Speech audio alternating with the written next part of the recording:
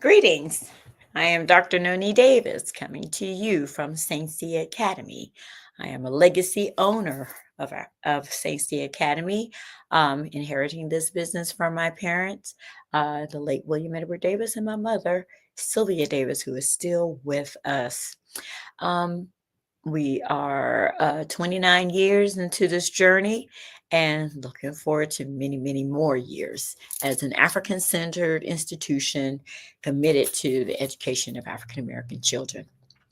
Um, Today, I wanted to continue a discussion I had on my last podcast about African American doctors. And I want to continuously reiterate that the purpose of these last few podcasts are to help us understand what things we pushed through and accomplished in spite of the racism and in spite of the challenges of white supreme stupidity. I can't give it the supreme word by itself because there's so much foolishness, but it's supremely stupid. Anyway, just this idea of a lack of no need for diversity, where this entire nation would never have existed without the contributions of Africans, indigenous people, later on Asians, and even Europeans. I give them the credit. The ones who came over here, of course, they don't seem to understand that they were not the wealthy class. They were part of the working class, and their great graduation into whiteness, which is a social construct, was solely for the purpose of creating division. Had nothing to do with people's talents and gifts and intelligence or their gender. It was all about maintaining a certain group of people at the top. And those would be those people with money. And they have no concern and never have. And they're continuously demonstrating. And hopefully people are waking up. But in the meantime, what did Black people do when we were in these situations in the past? And what kind of blueprint do we need to go and look at and re-evaluate as we move forward? And so I'm going to go back. Lastly, we talked about Dr. James McCoon Smith, who was the first African American doctor here in the States. And today I want to go back and talk about this young lady named Rebecca. Her name was Rebecca Davis Lee Crumpler, and she was the first female doctor in the United States. And I think I gave a little bit about her, but I felt like I needed to just go back through and have a discussion about her. And you see, she was born in 1831. And so she was from Massachusetts. She was born in Christiana, Delaware, and her aunt was a healer, and she was a well-known healer in her community. And because of that, she apparently apprenticed Miss Rebecca and showed her introduced to her to medicinal practices. And I am presuming that most of these practices were probably passed on from African traditional medicines. Rebecca, let's see, practiced nursing in Boston, Massachusetts for a long time, for this, according to the research, several years before she then decided to go to medical school. And so let's see, what's the other picture? Oh, here. And so this is the medical school, the New England Female Medical College. And she enrolled, I think it said, in 1860, I think. But she was servicing the community around Beacon Hill, and Beacon Hill in Massachusetts is a predominantly Black community. They were also known for their Underground Railroad safe houses. They had a very strong abolitionist movement there. And so this is where she met her first husband. His name was Wyatt Lee, and he died in 1863. And so she remarried a man named Arthur Crumpler. And Crumpler was an escaped African who had fled, well, apparently he was on the Underground Railroad and made his way there, but he was an African who escaped from South Carolina. Um, so following the Civil War, I think Dr. Crumpler, she received her degree in 1860, I believe. Let me see if I can find it here. What year did she finish? 1864. Okay. So she graduated from the New England Female Medical College in 1864. And following the Civil War, she moved to Richmond, Virginia. While in Richmond, Virginia, she served as a nurse. Now, at 1865, this is when the Freedmen's Bureau had sent out a notification across the country for all medical personnel. They sent it out for teachers. They sent it out for folks to come down from the north and help rebuild or support the African American community by establishing schools and doing all that kind of stuff. So she was the one. She was recruited and came down there to serve the nursing, the injured people. And they said there's about 30,000 folks in those camps. And they were in tents, living in tents because their homes had been destroyed. And so, or they were displaced. So she, of course, faced a lot of racism because there were doctors who, first of all, they like, a black woman doctor, get out of here, because they didn't even want to hear about it from white women. And then they wouldn't listen to her. So, and a lot of white people didn't even want her medical attention. So she said, that's okay, I'm gonna focus on the black women and I'm gonna focus on these children. And that's what she did. And so her practice, she did that throughout that time. I think she served in that community. But what was also astounding is that she wrote a book. So the book she wrote was called A Book of Medical Discourses, in two parts. And so apparently she was the first, and you can see it, uh-oh, Rebecca Crumpler, MD.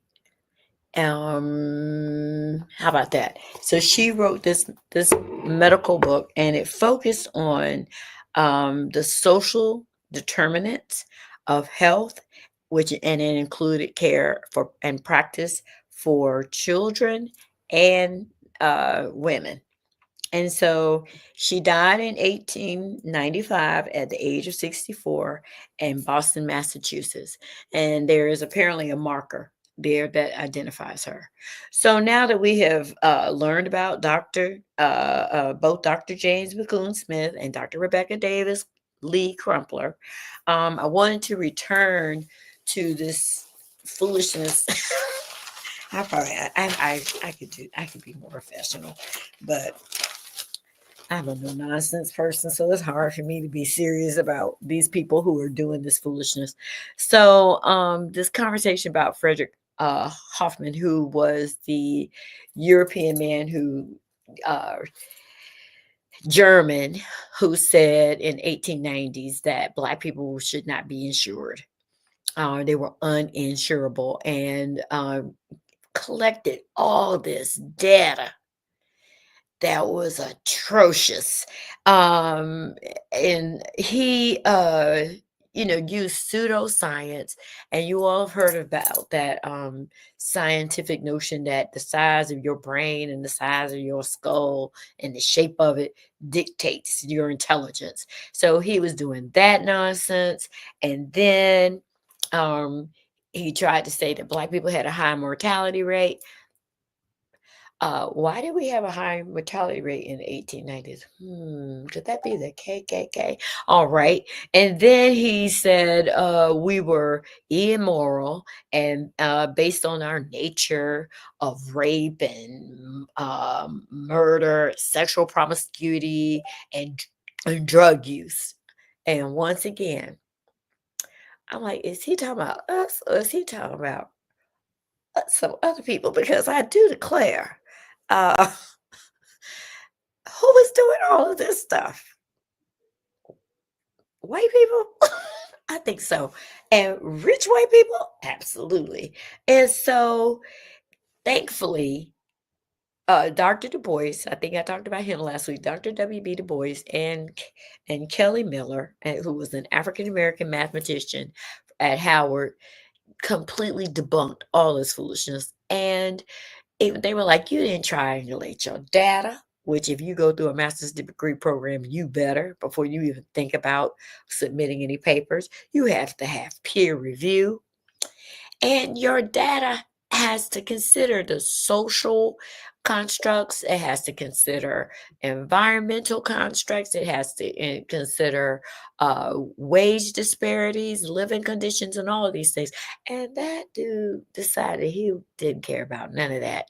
And unfortunately, Prudential insurance company didn't either. So they went ahead with the statistical data, even though it had been done and repudiated and like, no, wrong, 100% wrong.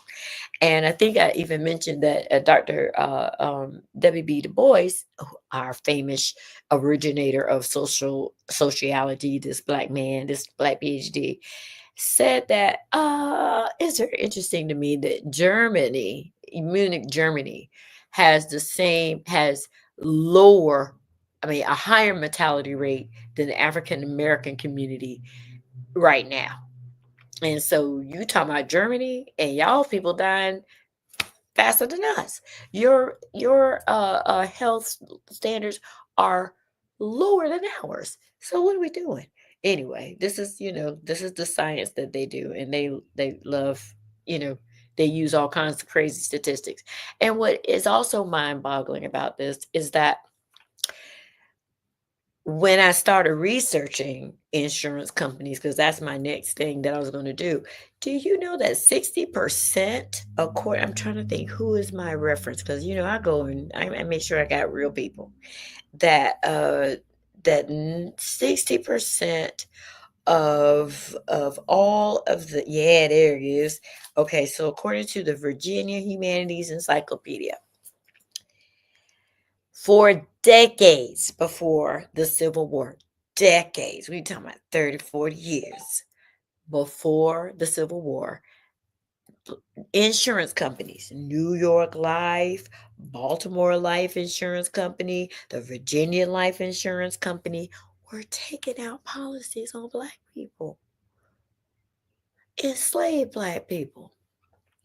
And they were taking it out on blacksmiths and seamen and factory workers, anybody who did any kind of industrial work on the railroad, people who were working out in those fields. Not as much in the people who were working in the fields, but people who were specialists, artisans. 60% of all of the policies were on Black people. It was a scam. And they were insuring them in case they were injured. Oh, household workers too, in case they were injured and in case, somebody was killed during their job.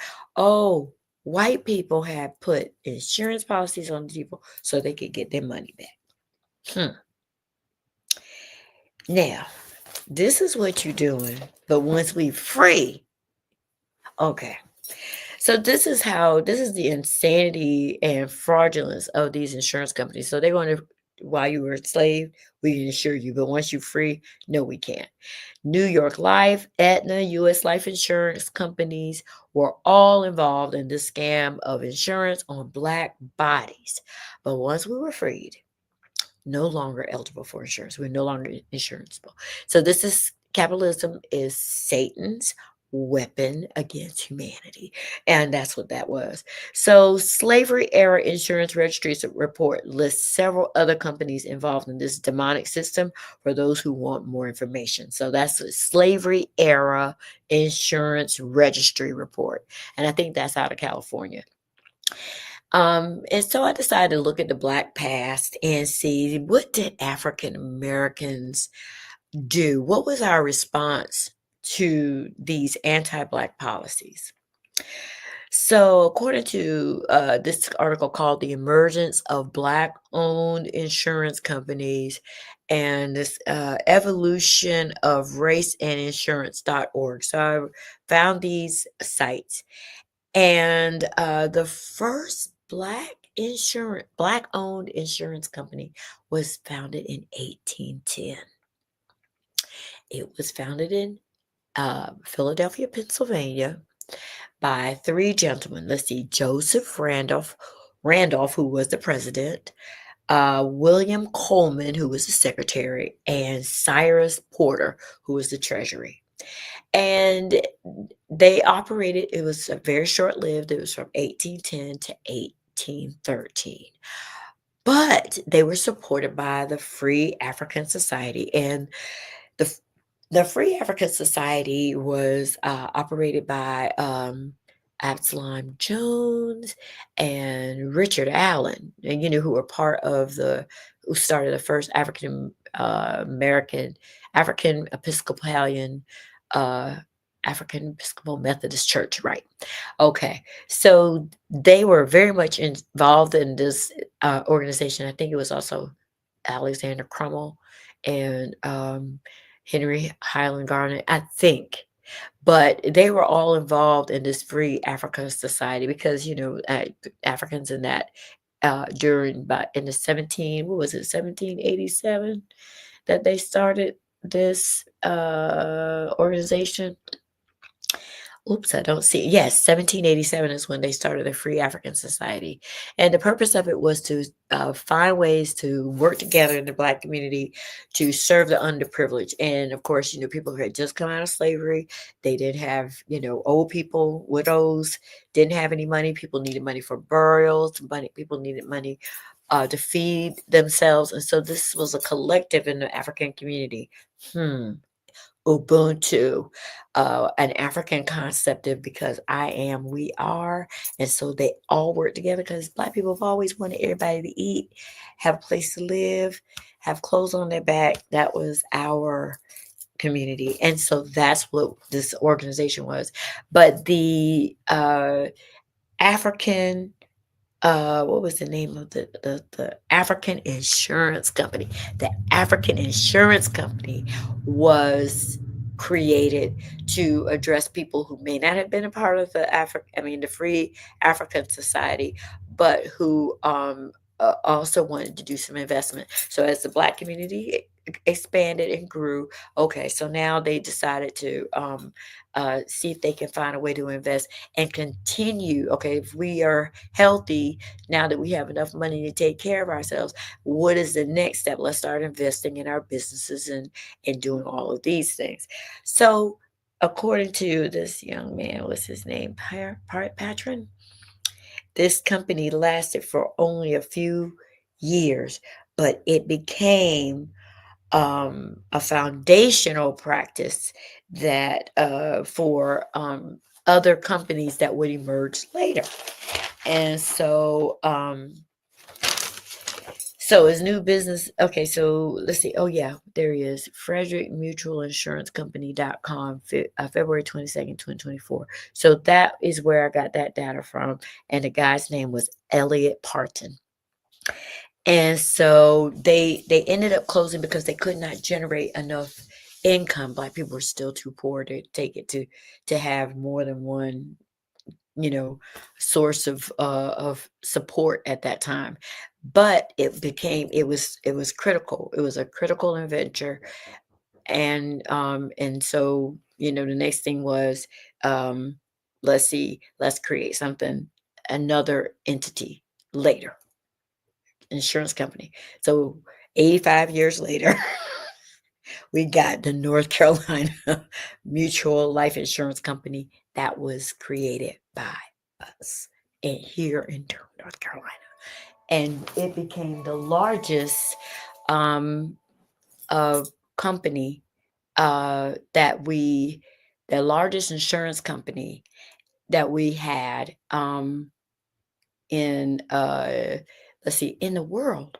And they were in the United States and then in the world. Um, Hold on just a minute.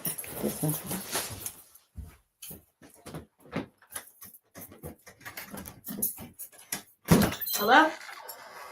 Hey, he's next door. I'm in the middle of my pocket. Oh, sorry. I'm sorry. I had to pause. Anyway, okay. Thank you, my dear. Okay. So, sorry for that interruption. So North Carolina Mutual Insurance Company was started by, okay, wait. What did I do? I skipped. I forgot. I was supposed to talk about this guy named Julius Caesar Chappelle. Interesting names. So in 1884, this African American state legislator faced major opposition.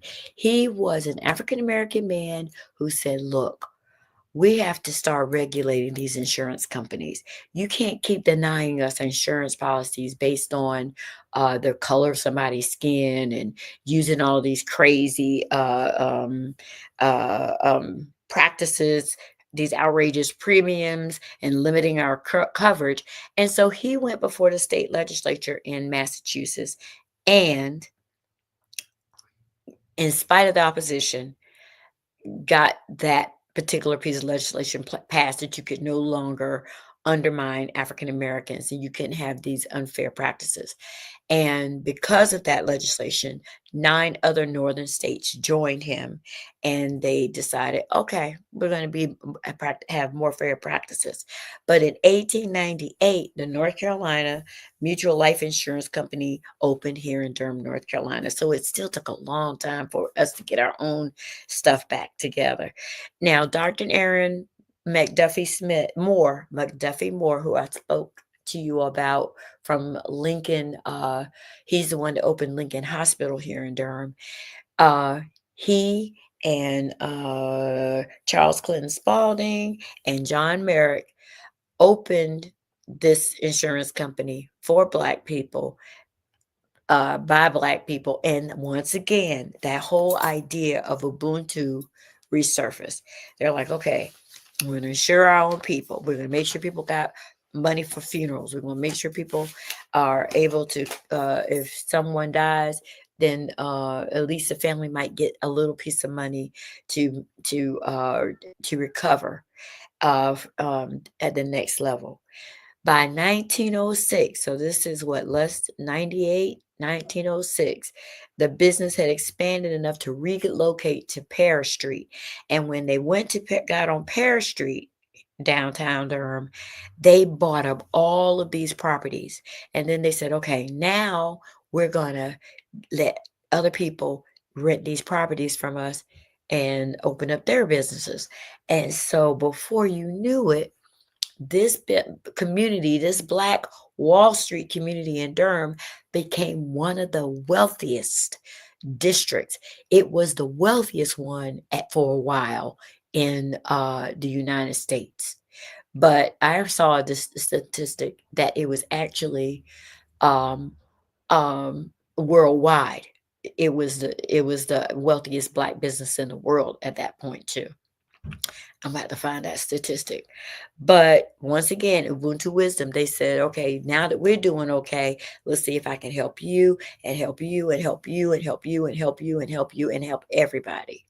And it was so well known and appreciated and heralded that Booker T. Washington was here and W.E.B. Du Bois came here, and they were like, this is what we need to do. I think Booker T was the one that said, in Durham, a man could get out of a bed that was made by a Black person, get dressed and put on clothes that were sewn by Black people, put on a hat that was made by a Black person, walk out of his house that was built by a Black person, work for a Black person, and let's see what, buy groceries from Black businesses, and then die with a policy from a Black insurance company, and his family would still be taken care of. It was like we did not have to leave our community to get anything from anybody else. Whew. And so, anyway, so even Dr. Martin Luther King Jr., when he came here, was excited about the wealth, prosperity of North Carolina. And we talked about how Dr. Aaron Moore was able to get. We had our own hospital. By I think 1910, we had North Carolina Central University. It started off as North Carolina College. Whitted High School was here during that time, and I think I'm trying to figure out where did I find that statistic, because I did this. I had to do this research when I was working on my master's about the reading, the academic level. I think in Durham, Black women were the most educated in Durham back in the 1800s. We were more educated than white men. It was Black women, then white men, then white women, I think, and then Black men. So, I mean, for about over 100 years, Black women been rolling in Durham, North Carolina, and I'm going to find that information because I used that in one of my presentations about North Carolina, about this area. So in 1921, Mr. Spalding created the National Negro Insurance Association. And the purpose of this association was to expand the community knowledge of insurance, to have college courses introduced into business or degrees, college degrees. That would be an aspect, one of the required coursework for to get a degree. And he also created this association to regulate people who were scamming, charlatans who were employees and offices that were taking advantage of Black people. So so it had a regulation branch or enforcement branch to make sure people were being treated fairly, and an introduction of coursework into the curriculum at the college level. And so now there were other uh, Black-owned insurance companies that emerged. Let's see, in 1905, you had the Atlantic Life Insurance Company run by Alfonso Franklin. You had the Booker T. Washington Insurance Company in 1925. In 1901, they had the Afro American Life Insurance Company in Jacksonville, Florida. Let me see, do I have some of these pictures? I think I have some of these pictures here. Let's see. Let's see. Oh, yeah. Nope, nope, nope, nope, nope. Photos are nope.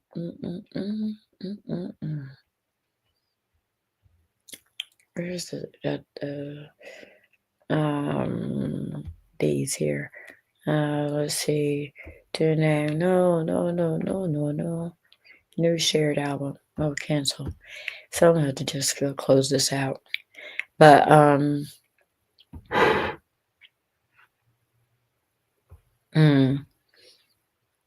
photos.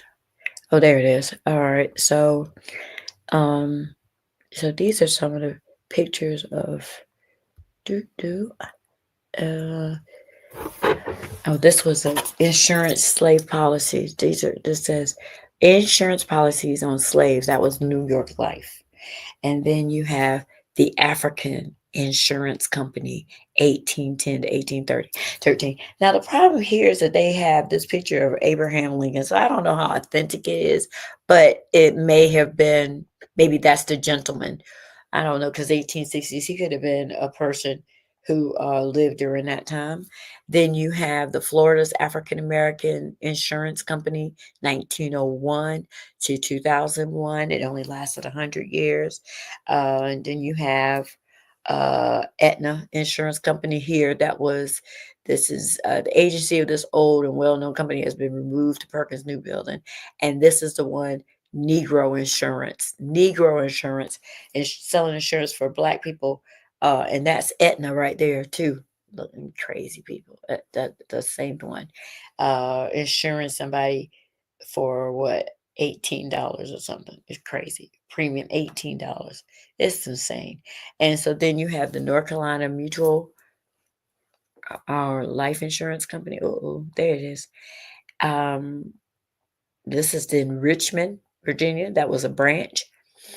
And then you have the Afro-American Insurance Company, Afro-American Life Insurance in Florida. And then we have North Carolina Mutual Life Insurance Company here in Durham, North Carolina, largest Negro insurance company in the world. And that's true. And then this is a picture of its location downtown. And this is a picture of people working in the company. Whoop, whoop. And then this is the last picture with all the men who helped organize this insurance company.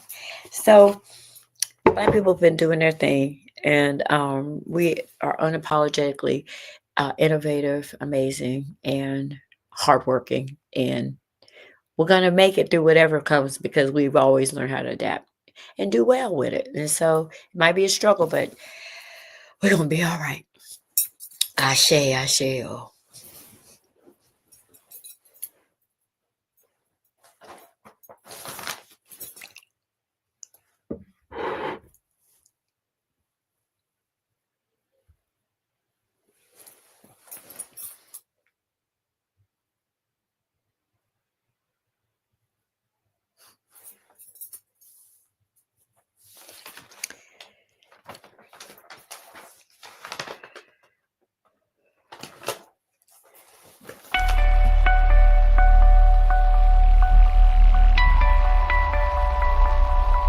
There are moments in life we wish we could freeze in time. We live them. We live for them. They are intimately personal. They are gladly shared. What is life if we cannot experience these moments of joy, wonder, and happiness? We want people to experience more of life's precious moments. To do that, we must be healthy in heart and mind. For the heart is where life's moments are felt most, and the mind is where these moments become memories and are relived again and again. It's why we've made better heart and brain health our mission, and together we've made an extraordinary impact. Healthier adults, more active children, stronger survivors. But we are just beginning. Until there's a world free of heart disease and stroke, we'll be there, making a healthier, longer life possible for everyone. You may ask, why do we do what we do? The answer is simple. Because we are the American Heart Association and the American Stroke Association. And life is why.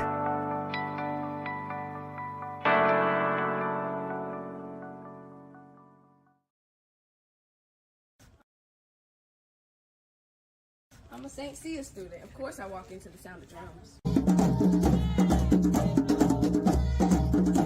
a St. Sya student. Of course I know my mom.